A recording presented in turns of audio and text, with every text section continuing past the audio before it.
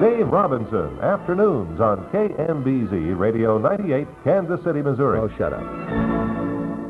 Sam Hipsch, the VIP of the day of the Mark Foster Show. Here's the news at 8 o'clock. KMBZ News, brought to you by the Davis Paint Company of Kansas City. Now, the news. An intense search effort covering more than 48 states is in progress for a man named Fred Jackson. He's the second suspect wanted for yesterday's unique bank robbery in Overland Park. It was so well planned it included a diversionary dynamite explosion at the City Hall, timed to go off at precisely the time the bank robbery came off. Police later trapped one suspect in an apartment complex at 7716 West 85th Street. Kansas Highway Patrol Sergeant Eldon Miller was killed in the gun battle which broke out there, and newsman John Wagner was live on the air as it happened. So there goes another blast from a shotgun. There's a police officer's helmet laying in the road. A policeman, a state highway patrol officer, has been shot here. The officer's helmet, he has been hit almost in the face.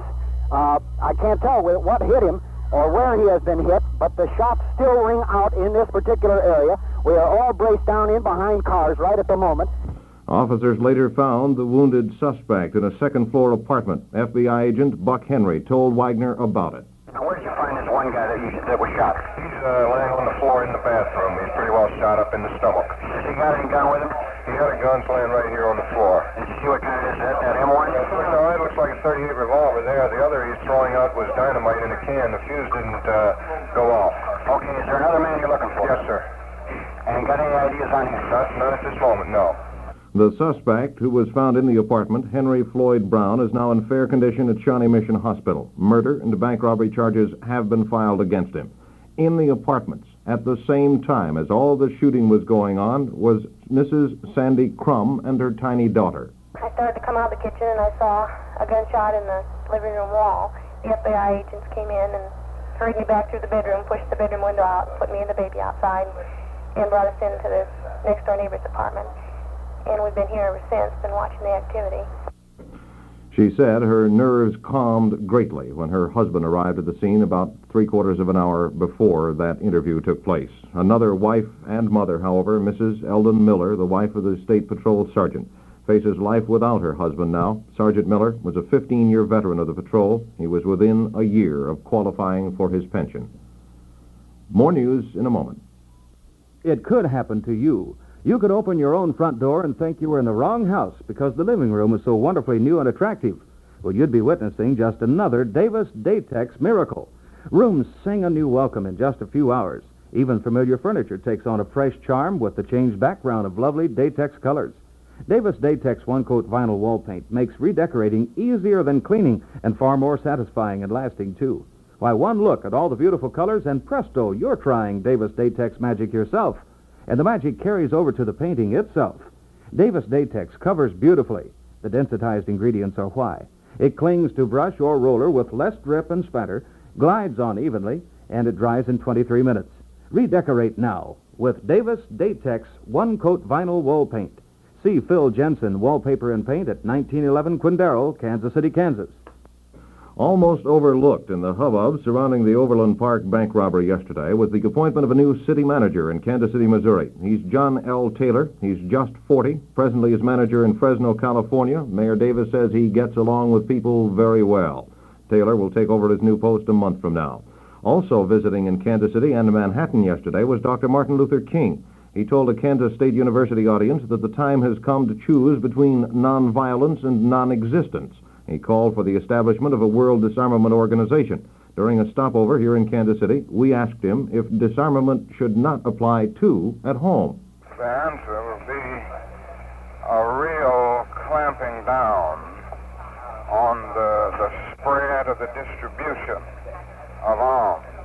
We have it now where you can order arms through the mail and all of this kind of stuff. And as long as it is that easy to receive and give arms, then we're going to have people using these arms and these weapons for very bad, negative, and violent purposes. Dr. Martin Luther King. Final statistics, incidentally, on crime activity in Kansas City for the year 1967 were disclosed yesterday. They show a better than a 23% increase in serious crimes during the year, 6 robberies a day, 26 burglaries per day. Fire last night caused an estimated $5,000 damage in a grade school gymnasium at Richmond, Missouri. It broke out less than an hour after a basketball practice. Mostly smoke and water damage to curtains in the stage area. Fire also damaged the administration building at Central Missouri State College in Warrensburg. The business office and the president's office suffered the most damage. A vacant building damaged by fire at 78th and Brookside during the night. The damage there unestimated. A search continues for one of two Iowa men wanted in connection with the murder of Catherine Bush at 11th and Washington in a rooming house there. The victim's body found in a second-floor room. One suspect is under arrest already at Council Bluffs, Iowa.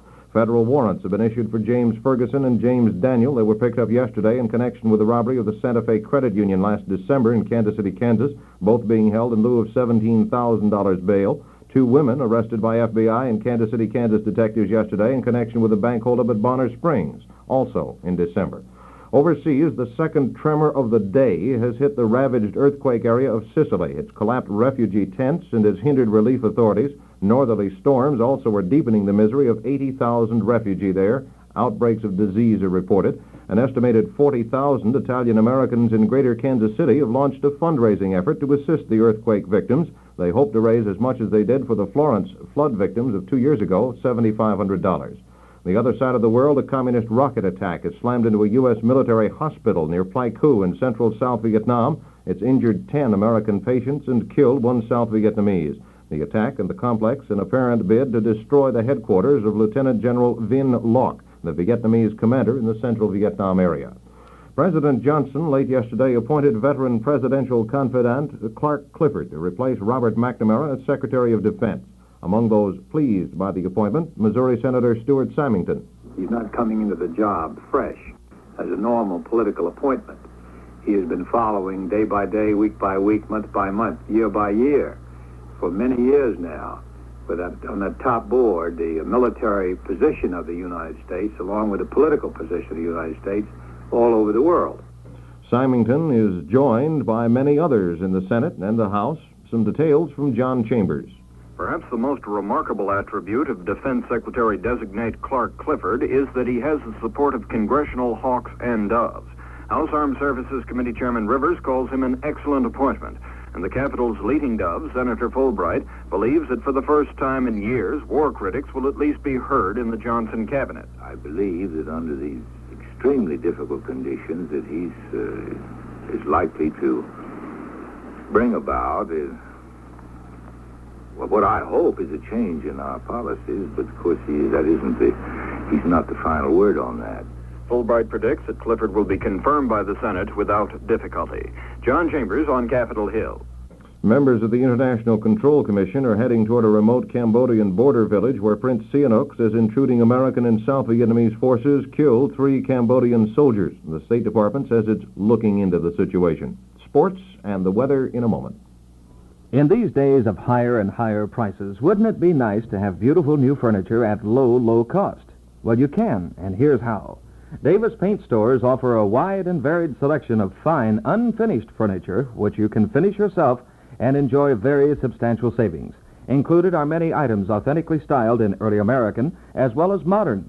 These pieces are expertly built by skilled craftsmen and are much lower in price than finished items would be. Your Davis Paint man will be glad to answer questions, offer suggestions, and help you select the stain, varnish, or paint you need to finish your furniture at very low cost. It's fun, it's easy, and it's economical. Visit one of the Davis Paint stores displaying unfinished furniture today. They are 7140 Warnell Road in Waldo, 6925 Tomahawk Road in Prairie Village, and in the Swope Parkway Shopping Center. You'll be glad you did.